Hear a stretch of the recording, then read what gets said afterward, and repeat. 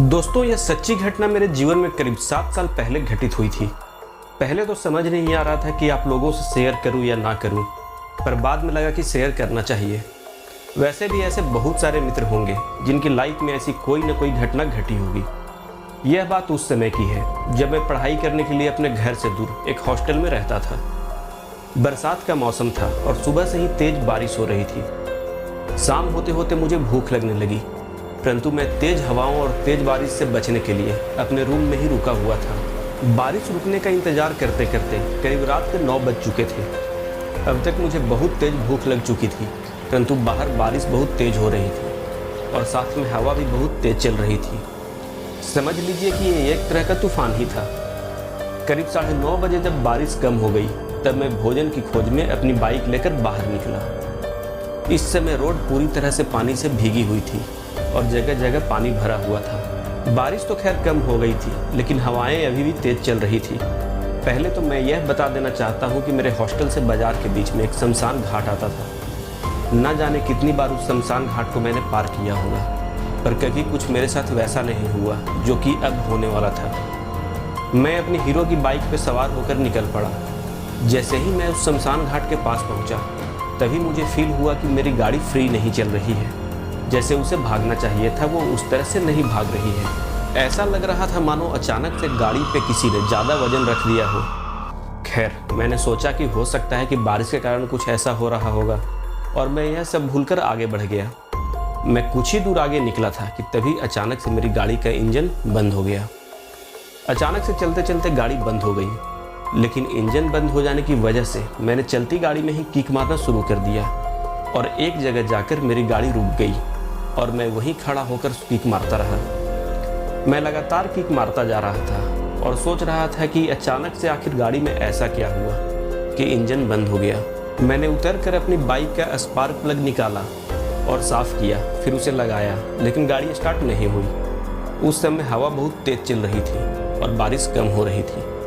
थोड़ी देर किक मारने के बाद मैंने सोचा कि कहीं पेट्रोल तो खत्म नहीं हो गया, पर जैसे ही मैंने अपनी चाबी निकालकर अपनी पेट्रोल की टंकी में लगाने की कोशिश की, तो देखा कि मेरी गाड़ी की चाबी तो बंद थी। मैं सोच में पड़ गया कि चलती हुई गाड़ी में बिना किसी के हाथ लगाए चाबी अपने आप कैसे बंद हो गई।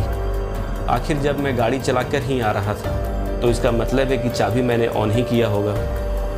अगर चाबी ऑन था तभी तो गाड़ी स्टार्ट हुई होगी। खैर, फिर मैंने चाबी को घुमाया और एक किक मारी और मेरी गाड़ी स्टार्ट हो गई। जैसे ही गाड़ी लेकर मैं लगभग 200 मीटर आगे चला, तो मैंने देखा कि एक बड़ा सा पेड़ जो आधा सड़क पर गिरा हुआ था और आधा बिजली के तारों पर झूल रहा था, वो मेरे कुछ दूर ही आगे था। मैंने उस समय अपनी गाड़ी रोक दी।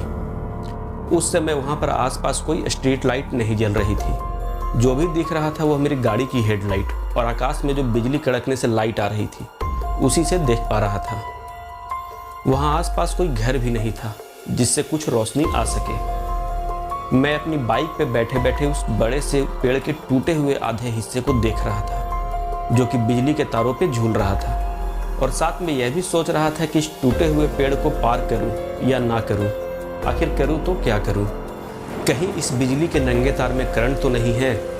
क्या इस बारिश के मौसम में इसे पार करना सही होगा? मैं इसी उलझन में फंसा हुआ था कि देखते ही देखते बिजली के तारों के सहित पेड़ का टूटा हुआ आधा भाग आवाज़ के साथ सड़क पर गिर गया। अब यह पूरी तरह से सड़क पर आ गया था और पूरे सड़क पर बिजली के तारों का मकड़ जाल फैल चुका था।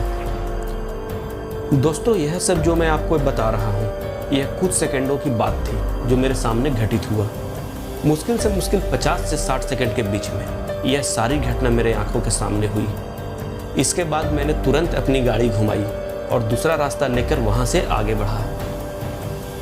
यह मेरे लिए आज भी एक परलौकिक घटना ही है कि आखिर वह चाबी अपने आप कैसे बंद हो गई। इतनी तो मुझे भी पता है कि चाबियां अपने आप बंद नहीं होती हैं जब तक कि उनको बंद ना किया जाए। उस समय गाड़ी अपने आप कैसे बंद हो गई?